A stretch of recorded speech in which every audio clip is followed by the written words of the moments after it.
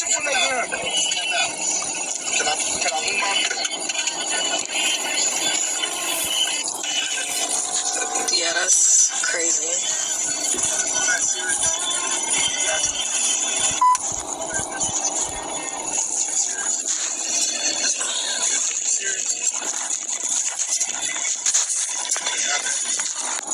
I'm opening the door. Right here on my right. So, LDBC, let's just get right to it. So, shout out to my homie George Page. Sent me a text and said, hey, Coach, what are your thoughts on the whole Terence Crawford getting pulled over? And my thoughts are this, okay? I've told y'all a long time ago that Terence Crawford, he got his wake-up call maybe about 2 years ago. And I think Bud Crawford began to understand that he's a target. And I think he began to understand that when he was dealing with the whole Bob Arum situation. Okay? He was dealing with the whole Bob Arum situation. Bud was trying to get these big fights. And Bob Arum was actually denying Terence Crawford these big fights. He was denying them. I remember this vividly, when Terence Crawford was supposed to be in line to fight Manny Pacquiao. And Bob Arum clearly said, excuse me, Bob Arum clearly said, he said, no, I'm thinking about Manny's health, okay? He said this. He legit said, I'm thinking about Manny Pacquiao's health. So Bud Crawford never got that opportunity. Never got it. Okay, Bob Arum has blocked multiple fights. And at that time, Bud began to understand that his skin color played a role in him not getting the same opportunities and the same money that Vasily Lomachenko got. Okay? That's just what it is. Okay? Bud Crawford now understands. He gets it. Because for a while, Bud didn't get it. He didn't get it. And Bud used to say stuff, and I used to be like, man, damn, is he really anti-black? And I used to start thinking.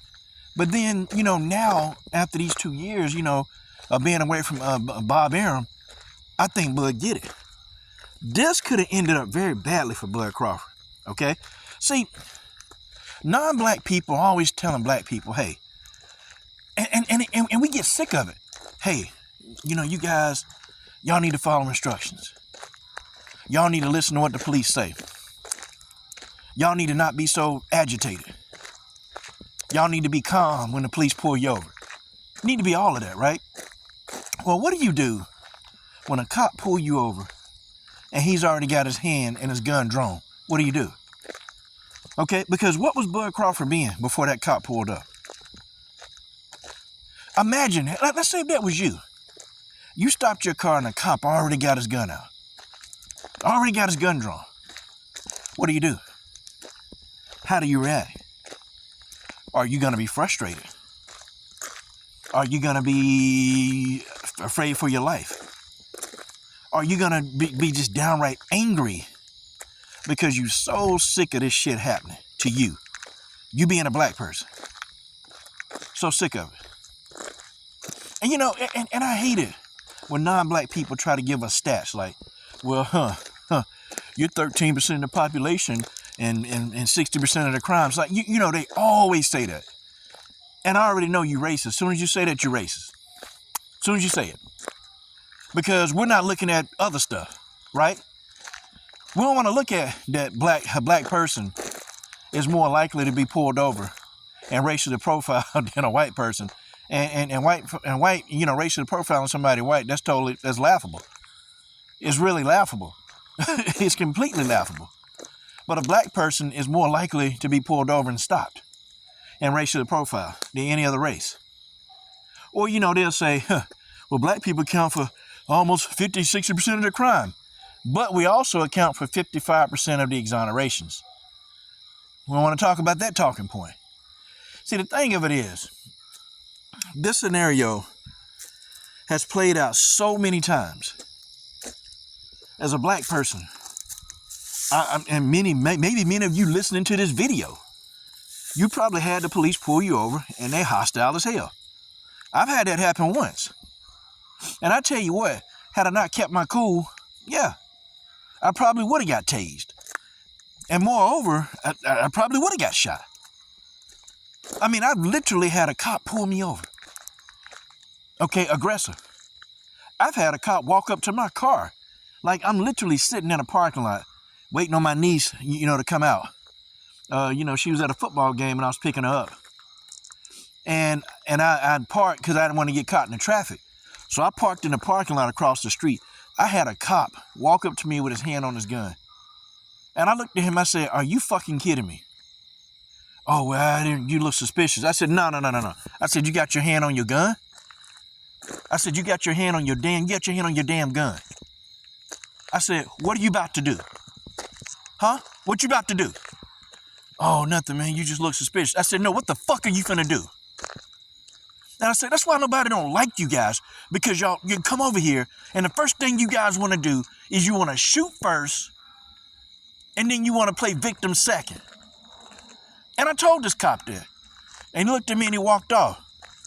But we understand, if you're looking at this video, and if you've even seen the whole video via Terence Crawford, as a black person, you understand what's going on.